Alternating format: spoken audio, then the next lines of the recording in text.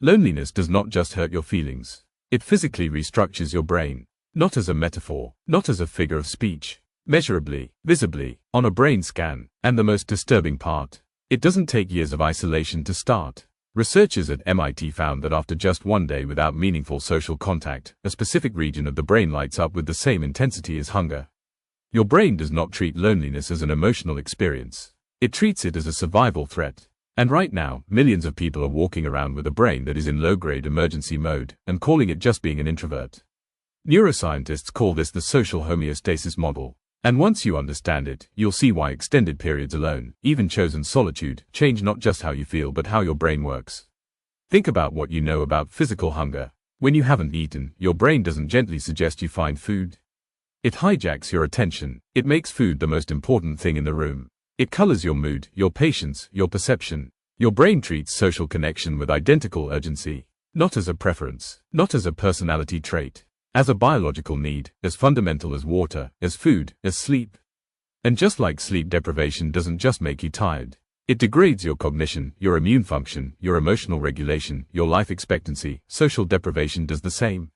Except nobody talks about it that way. We talk about it like it's a mood, like it's a phase, like it's something you push through by keeping busy enough that you don't have time to notice how empty the silence is.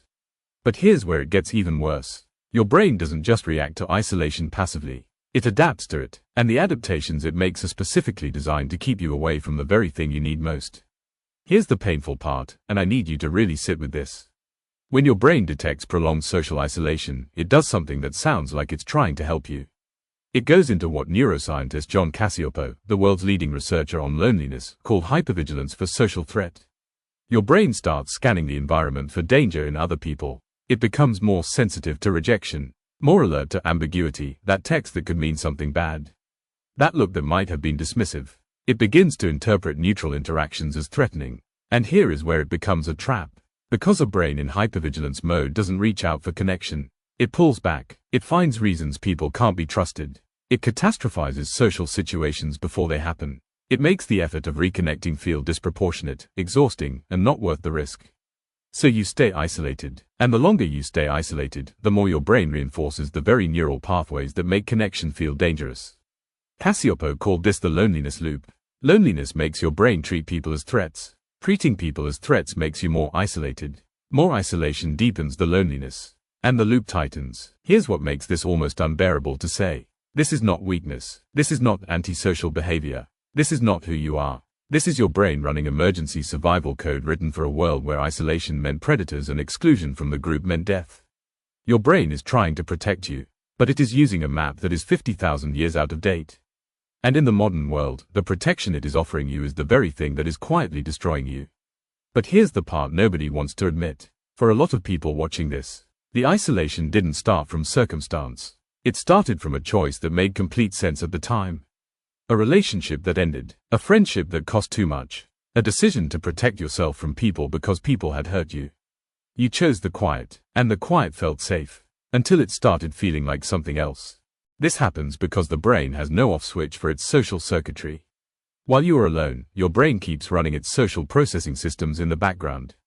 It replays conversations. It constructs imagined interactions. It rehearses things you might say to people you haven't spoken to in weeks. Your mind thinks, I don't need people, I'm fine alone. The reality is, your brain never stopped needing them. It just stopped believing it could safely have them. Neuroscientist Matthew Lieberman, whose research at UCLA spans decades of social cognitive neuroscience, describes the human brain as fundamentally a social organ, one that evolved not for solitary survival but for coordinated group living. The default mode network, the system your brain activates when it is at rest, when you're doing nothing, when you're staring out a window, is not quiet. It is running social simulations. It is thinking about other people, other minds, other relationships. That's what your brain does when you give it no instructions. It looks for people, not because you're needy, not because you're weak, because you are a human being. And human beings were never designed to be alone. If that hit you, good. Because here's the truth you've been avoiding. The story you've been telling yourself, that you prefer it this way, that you don't really need anyone, that you're just someone who needs a lot of space, that story might be true. Or it might be your brain, 17 months into the loneliness loop, doing exactly what Cacioppo predicted, convincing you that the cure is more of the disease. If you want to break this cycle, start with friction reduction.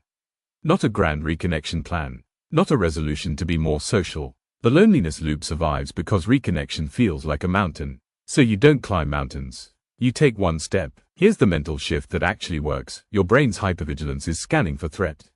The way to interrupt it is not to override it with willpower, it's to give it evidence that connection is safe. Not exciting, not deep, safe. A brief, low-stakes interaction. A text that expects nothing back. A familiar face in a familiar place. Researchers call these micro-connections, and the evidence on them is remarkable. A 2014 study by Nicholas Epley at the University of Chicago found that brief conversations with strangers, people you will never see again, produced measurable boosts in mood and sense of belonging. Not because they were meaningful, because they were present, because your brain just needed evidence that other people are not threats. So start there, one micro-connection per day. Not because it will fix everything, but because it starts to rewrite the story your brain has been telling itself about what people are. And as that story shifts, slowly, quietly, one interaction at a time, the loop begins to loosen. The hypervigilance softens, the distance feels less necessary, and the thing your brain has been treating as a survival threat starts to feel, again, like what it actually is. The one thing you were never meant to live without. The brain that has been keeping you isolated is not your enemy. It is frightened, and frightened things don't need pushing. They need evidence that it's safe to come back.